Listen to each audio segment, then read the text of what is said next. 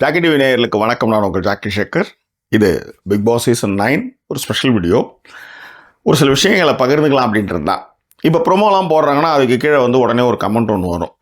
என்னென்னா, யார் யாரெல்லாம் இந்த கேரக்டர் வந்து வெளியில் அனுப்பணும்னு நினைக்கிறீங்க, யார் யாரெல்லாம் ரொம்ப யோகியமாக இருக்கிறன்னு நினைக்கிறீங்க அப்படின்ற மாதிரி சில கமெண்ட்ஸ் வரும். அதுக்கு ஏகப்பட்ட லைக்ஸ், அதுக்கான விவாதங்கள் அதெல்லாம் வரும்.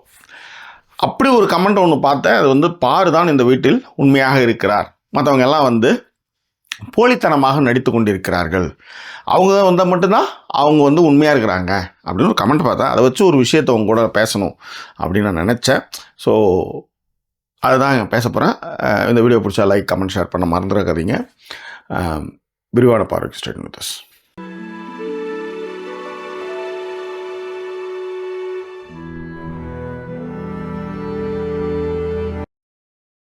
நான் முன்னாடியே சொன்ன மாதிரி அந்த கமெண்ட் வந்து பார்த்தேன். பாரு தான் உண்மையாக இருக்கிறார், மற்றொரு எல்லோரும் நடிக்கிறார்கள் அப்படின்ட்டு. ஏன் பாரு உண்மையாக இருக்கிறாங்கன்னா, நீங்கள் இந்த சீசன் ஆரம்பித்து 10 நாள் ஆகுது. இந்த 10 நாளில் வந்து பாரு இல்லாத இடமே கிடையாது, பாரு இல்லாத ப்ரொமோவே இல்லை. பாரு தான் வந்து மெயின் அட்ராக்ஷன்ஸில் இருக்கிறாங்க.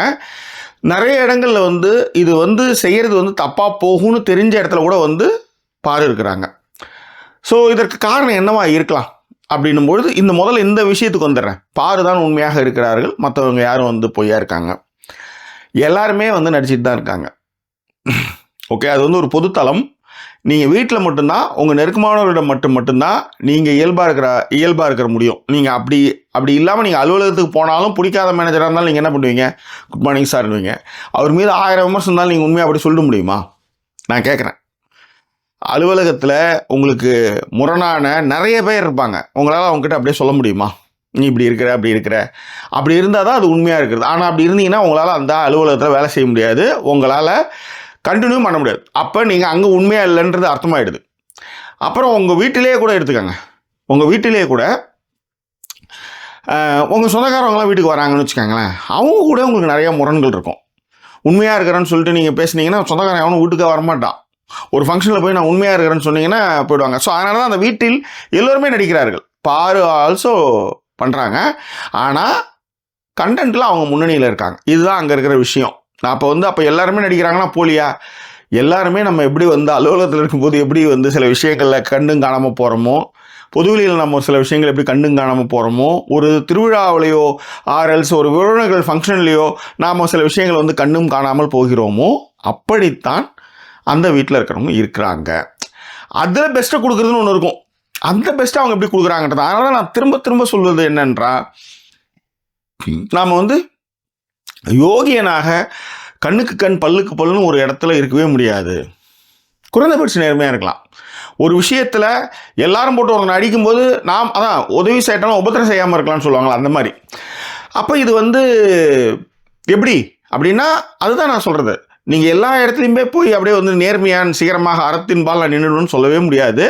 நாம் எல்லா இடத்துலையுமே சில இடங்களில் பேசுவோம், சில இடத்துல பேசாமல் இருப்போம், சில இடத்துல நம்மளுக்கு ஏன் வம்முன்னு வந்துடுவோம். நிறைய விஷயங்கள் நம்ம அப்படி தான் பண்ணுவோம். அதனால் நாம் இயல்பாக இருப்பது என்பது இயலாத காரியம் அப்படின்றது தான் உண்மை. அது நெருங்கின உறவுகள் கூட சில நேரத்தில் வந்து சில கருத்து முரண்களை நம்மளால் வெளிப்படையாக பேச முடியறதில்ல. அப்புறம் எப்படி வந்து அவங்க தான் உண்மையாக இருக்காங்க, அவங்களா இருக்க வந்திருக்காங்க, அந்த கதைலாம் கிடையவே கிடையாது. ஒரு பொது சமூகத்தில் எதெல்லாம் சரியாக இருக்கின்றது என்று தெரியுதோ அதுதான் நம்ம செய்வோம். ஆனால் உதாரணத்துக்கு ஒரு சாப்பாடு மேலே ஒரு ஆசை இருக்குன்னு வச்சுக்கோங்களேன், நம்ம எல்லாம் சாப்பிட்டுன்னு நினைப்போம். ஆனால் அங்கே ரேஷன் இருக்கும்போது அதை நீங்கள் ஃபாலோ பண்ணி தான் ஆகணும். எனக்கு இன்னும் 2 வடை இருந்தால் நல்லாயிருக்கும் அப்படின்னும் போது ஒன்று தான் கிடைக்குதுன்னு போது அப்படி தான் நீங்கள் பண்ணி ஆகணும். ஸோ இதெல்லாம் தான் வந்து சமூகம் நம்மளுக்கு போதித்த விஷயங்கள். சரி, அப்போ பாரு வந்து ஆரம்பத்திலேருந்தே வந்து அவங்க வந்து உண்மையாக இருக்கிறாங்க, அவங்க தான் கண்டென்ட் கொடுக்குறாங்க, மற்றவங்களாம் மிச்சர் சாப்பிட்றாங்க அப்படின்னு சொல்கிறீங்க இல்லையா? இதுக்கான விஷயங்கள் வரேன். முதல்ல இந்த பிக் பாஸே வந்து ஸ்கிரிப்டா அப்படின்லாம் நிறைய பேர் கேட்பாங்க. ரொம்ப முழுசாக ஸ்கிரிப்ட் கிடையாது. ஆனால் விஷயத்தை உள்ளார வந்து சும்மா இருக்கிறது உங்களுக்கு இவ்வளோ பெரிய செட்டு போட்டு பண்ணல. உங்களால் ஏதாவது அங்கே ஒரு ஆதாயம் அந்த வீட்டில் நடந்துகிட்டு இருக்கணும்.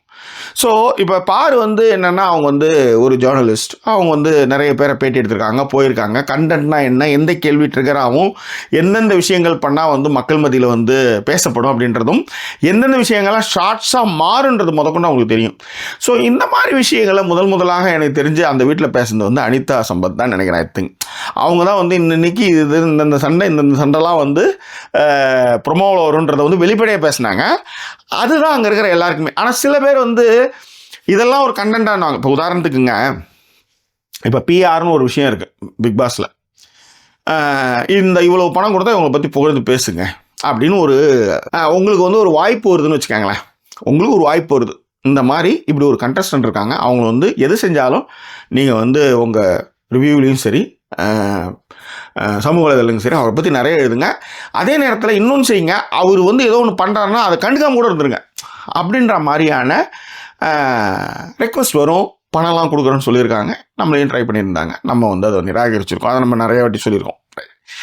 இப்போ அந்த மாதிரி வாங்குறாங்கன்னு வச்சுக்கோங்களேன்.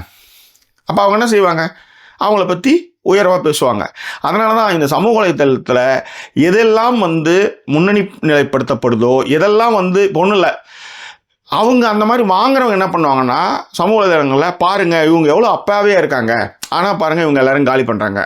அந்த இடத்துல அவங்க அப்பாவே இருக்க மாட்டாங்க, ஆனால் வாங்கின காசுக்கு அந்த மாதிரி கூவுவாங்க. இந்த மாதிரி சில சம்பவங்களை நுனியும் தெரியாமல் அடியும் தெரியாமல் நம்ம என்ன பண்ணுவோன்னா, இந்த மாதிரி நம்ம இன்ஃப்ளூயன்சர்லாம் நாமளும் என்ன பண்ணுவோன்னா டக்குன்னு வந்து அதில் இன்வால்வ் ஆகிடும். நம்மளுக்கே தெரியாமல் சில கருத்துக்களை உதிர்த்துருவோம். உதாரணத்துக்கு வந்து இன்றைக்கி வந்து வீட்டில் இருக்கிற ஃபுட்டுக்கு வந்து சண்டை, 4வது ப்ரோமோ 5வது ப்ரோமோ வந்து இன்றைக்கி வந்து டே 10. அதில் என்னென்னா, சாப்பாடு வந்து ரேஷன் வந்து எங்களுக்கு கிடைக்கல அப்படின்னும் போது அதுக்கு வினோத் சொல்கிறாரு, எங்ககிட்ட சொல்லிவிட்டு நீங்கள் செய்யுங்க அப்படின்போது நாங்கள் என்ன பிச்சை எடுக்கிறோமான்ற மாதிரி போச்சு. இப்போ இதில் இன்னொரு பார்வை ஒன்றான்னா, கனி வந்து ஏற்கனவே வந்து நிறைய விஷயங்களை வந்து அவங்க வந்து திருடி வச்சுக்கிறாங்க. அதாவது இந்த normal Bigg Boss super deluxe இல்லாமல் நார்மல் ஆட்கள் வந்து இந்த மாதிரியான விஷயங்கள்லாம் பண்ணுறாங்க, பொருட்கள்லாம் அவங்க எடுத்து வச்சுக்கிறாங்க அப்படின்ற ஒரு விஷயமும் இருக்குது. ஸோ இந்த மாதிரி 2 பக்கமுமே தவறுகள் இருக்கும்போது நம்ம டக்குன்னு என்ன பண்ணுவோன்னா, கனி இவங்களாம் கஷ்டப்படுறாங்க, சூப்பர் டீலக்ஸ் மேலே நம்ம வந்து பழி போட்டுருவோம். இந்த மாதிரி இடத்துல இதில் உண்மையை ஆராய்ந்து பேசுறதுன்னு ஒன்று இருக்குல்ல, ரைட்? இப்போ உதாரணத்துக்கு ஒன்றும் இல்லைங்க, நேற்று வந்து பார்வதி வந்து எஃப்ஜே இதை வந்து அந்த ஏதோ பண்ணிட்டாங்க அப்படின்னு அந்த பையன் வந்து சொல்கிறான். இப்போ நம்ம நேற்று என்ன சொல்லிட்டோன்னா, அதை வந்து சிரிப்பாக கடந்து போயிட்டோம். அதுவே வருத்தம், அதுக்கு வந்து ஒரு வீடியோ போடுவோம். ஆனால் இதே வந்து ஒரு பொம்பளை அந்த மாதிரி பண்ணியிருந்தாங்கன்னா, ஒரு ஆண் இந்த மாதிரி பண்ணியிருந்தா நம்ம இப்படி தான் சிரித்து கடந்து போவோமான்னு ஒரு கேள்வி கேட்கும்போது உண்மையிலே அது வந்து ஆமாம் இல்லை, நியாயம் தானே. நம்ம வந்து ஒரே பார்வை எல்லாருக்குமே நம்ம பார்க்கறது இல்லை, கரெக்டு தானே? ஆண் செய்கிற ஒரு விஷயத்தை நம்ம பார்க்குற பார்வைக்கும் ஒரு பெண் செய்கிற விஷயத்தை பார்க்குற பார்வைக்கும் நிறைய வித்தியாசங்கள் இருக்குது. இப்போ உதாரணத்துக்கு இந்த பார்வை விஷயத்துக்கு வரங்க, இந்த இடத்துல நின்று பேசுங்க அப்படின்னு சபரி சொல்கிறாப்புல, நான் இங்கே தான் நின்று பேசுவேன் அப்படின்னு பார்வை சொல்கிறாங்க. எப்போ பார்த்தாலும் இந்த மாதிரி வந்து ஏதாவது பண்ணிகிட்டே இருக்கீங்கன்னு சபரி சொல்கிறார். உடனே அவங்க வந்து கொஞ்சம் ஹீட் ஆஃப் த மூமெண்ட் என்ன சொல்கிறாங்கன்னா, போடாடே அப்படின்ட்டு போகிறாங்க. இப்போ வந்து இதை வந்து சபரி வந்து கேஷுவலாக எடுத்துக்கிறாரு, சமூகமும் கேஷுவலாக எடுத்துக்கிட்டு இன்க்ளூடிங் மை செல்ஃப்னே வச்சுக்காங்களேன். ஆனால் இதே சபரி போடி நீ எல்லாம் ஒரு ஆள் அப்படின்ற மாதிரி பேசிட்டாருன்னு வச்சுக்கோங்க, எக்ஸ்ட்ரா 2 வேர்டை போது பேசிட்டாரு. இப்போ நம்ம அதை எப்படி எடுத்துக்குவோம் பாருங்கள். பெண்களை வந்து மரியாதை குறைவாக நடத்துகிறாரு நம்ம சொல்லுவோமா இல்லையா? நம்மக்கிட்டே இருக்கிற சமூகத்துலேயும் சரி, பார்வைகளையும் சரி, நிறைய என்ன சொல்கிறத ஐரணி மொமெண்ட், எப்படி சொல்கிறதுனா ஏற்றத்தாழ்வுகள் நிறைய இருக்குது. அதிலே நம்மளுக்குள்ளே வந்து நிறைய பார்க்குற பார்வையில் நிறைய வித்தியாசங்கள் இருக்குதுன்னு சொல்கிறேன். ஸோ அப்போ அதனால் நம்ம நிறைய பொறுமையாக அதில் இருக்கிற உள்ளார்ந்த விஷயத்தை உணர்ச்சிவசப்படாமல் அணுகி அதில் இருக்கிற விஷயத்த பேசணும் இல்லையா? இன்னொன்று, நம்மக்கிட்டே சில மிஸ்டேக்ஸ்லாம் இருக்கிறது காரணம் நம்ம சைடில் வந்து நம்மளை வந்து வளர்த்த விதமும் அப்படி தான் இருக்குது, ஓகேவா? அதனாலையும் நம்மளால் சில இடங்கள்லேருந்து நம்ம பார்வைகளை டக்குன்னு மாற்றிட்டு வர முடியாத டைமில் நம்ம அதுக்காக யோசித்து சொல்ல வேண்டியதாக இருக்குது, ரைட்? இப்போ விஷயத்துக்கு வரும். பாரு எப்படி உண்மையாக இருக்காங்க. பாருக்கு வந்து போகும்போதே வந்து சொல்கிறாங்க, உள்ளார போகும்போதே சொல்லி அனுப்புகிறாங்க, அதனால் இப்படி பண்ணுறாங்க போகிறாங்க. பிக் பாஸ் மீது விமர்சனம்லாம் வருது.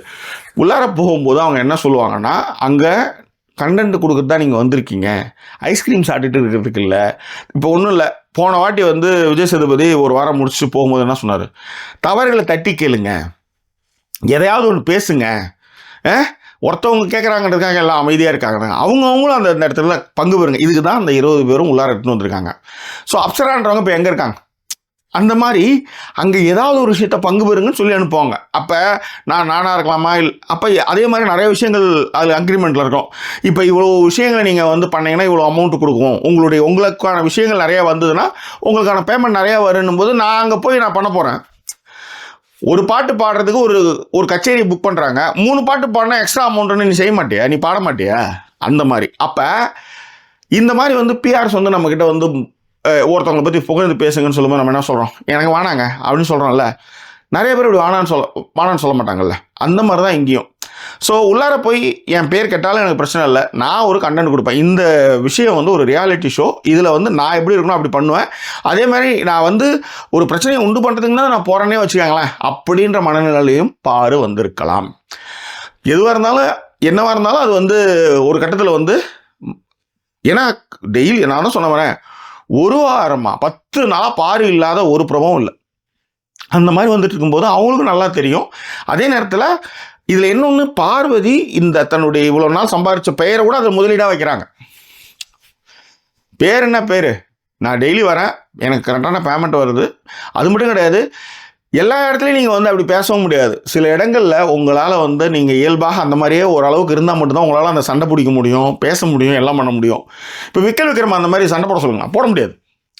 ஸோ பஹார் உண்மையாக இருக்கிறாங்கன்றதுக்காக வந்து அவங்க வந்து இந்த மாதிரி விஷயங்கள் சொல்லி அனுப்பியும் அவங்க செய்யலாம்.